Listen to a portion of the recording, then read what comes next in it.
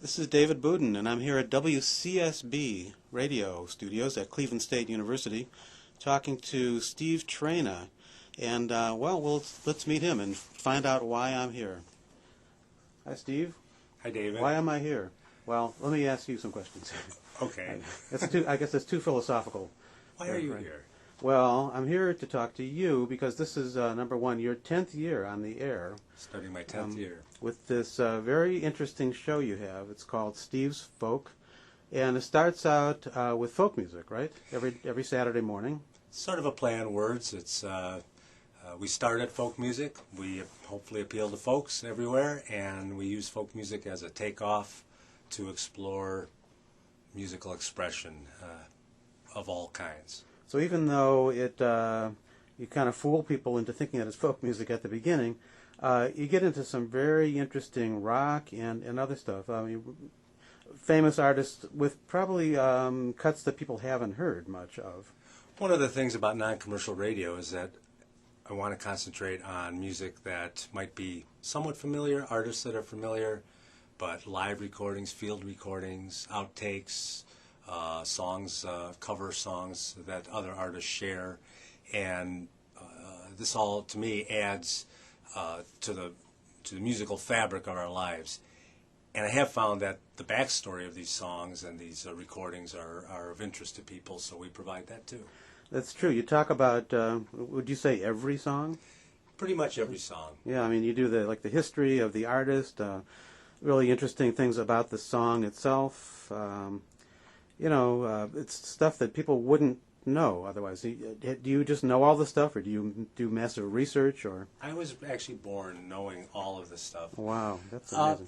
Music, like with many people, has been a love of mine, and I realized a long time ago as a young person loving music that I was very interested in how the song was made or where or why. And that just translates into, a lot of research, a lot of reading, a lot of concert going. Yeah, well, it really adds something to the listening, hearing of the song. It's not just a song. It's, you understand, why it was done and all the stuff, and you understand why some songs, you've heard more than others, and some are sort of controversial, maybe.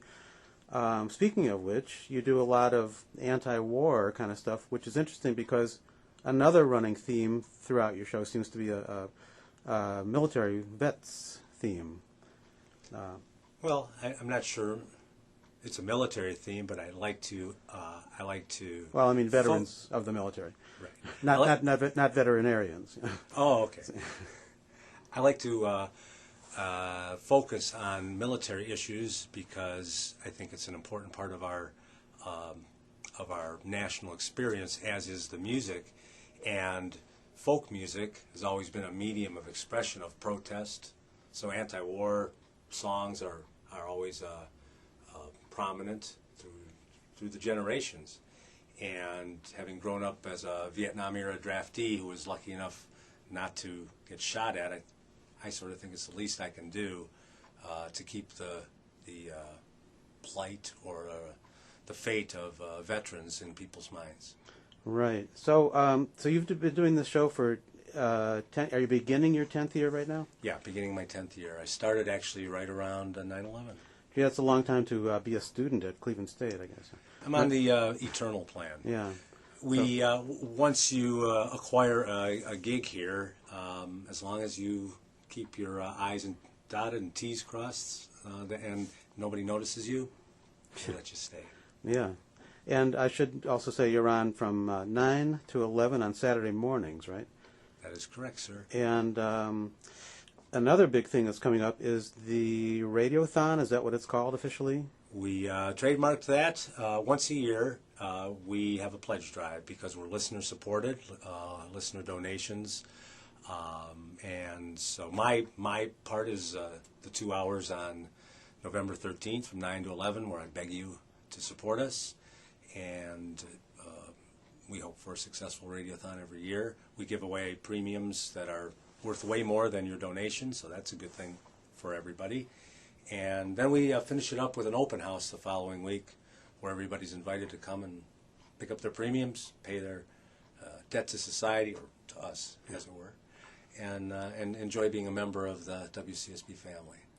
Well, that sounds great. I'll be listening as always and hopefully contributing, and I wish you luck with that. Well, I appreciate that, David, and thanks for showing up. Well, thank you.